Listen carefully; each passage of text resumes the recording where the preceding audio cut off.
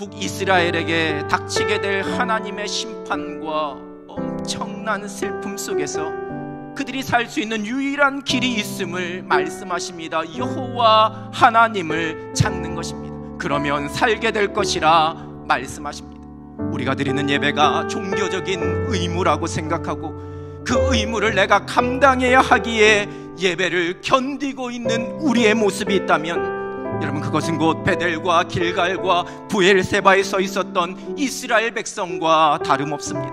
하나님을 찾는 사모함이 없는, 하나님을 만나는 설레임과 기대가 사라진 예배는 빈 껍데기에 불과합니다. 그것은 결코 우리를 살릴 수 없습니다. 우리의 영혼을 풍성하게 할 수 없습니다. 우리를 다시 새롭게 할 수 없습니다. 회복시킬 수 없습니다.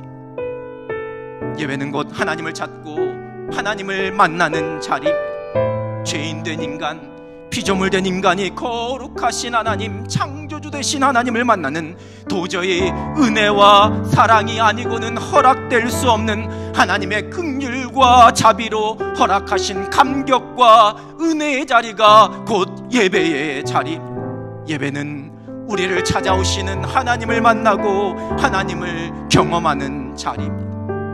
냉담함과 기대 없음, 무관심과 딴 생각으로 가득하고 그저 끝나기만을 기다리면서 견디는, 시계만 자꾸 쳐다보는 그러한 예배자로 예배하고 있지는 않으신지, 하나님의 임재의 자리에 서 있으면서도 여전히 세상의 염려로, 세상의 즐거움과 호기심으로, 해야 할 일들에 대한 부담으로 이 예배에 집중하지 못하고 마음은 다른 곳에 가 있는 그러한 예배자는 아니신지, 온전한 예배자는 예배를 통해 경험하는 하나님의 임재 속에서 거룩한 고민과 거룩한 성찰을 하게 됩니다. 이사야 선지자가 하나님의 임재를 경험하면서 화로다 나여 망하게 되었도다, 부정한 사람인 내가 만군의 여호와이신 왕을 배웠음이라, 그렇게 고백했던 것처럼 하나님의 임재 앞에서 나 자신을 발견합니다. 그리고 거룩하신 하나님, 왕 되신 하나님 앞에서 그 은혜로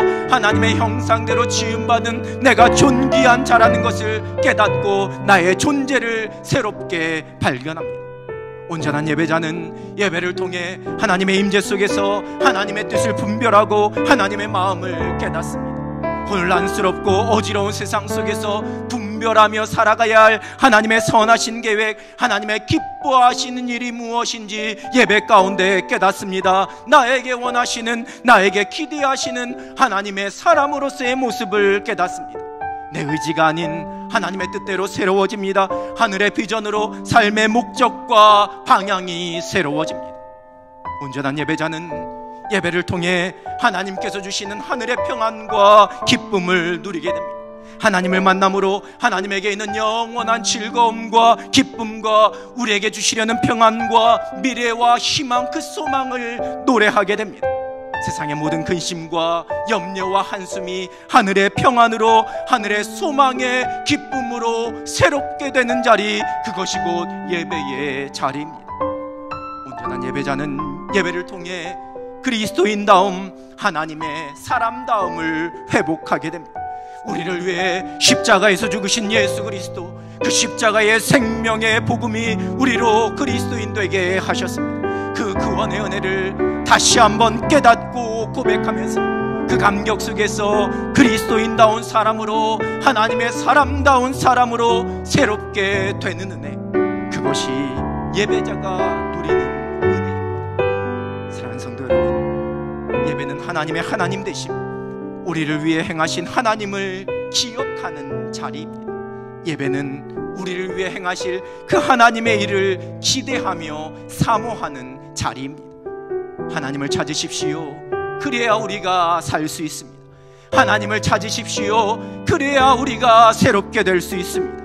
하나님을 찾으며 하나님께 전심으로 예배하는 예배자로 날마다 새롭게 하시는 하늘의 은혜를 경험하면서 인생의 경주 속에 승리하는 여러분 되시기를 우리 주님의 이름으로 축원합니다.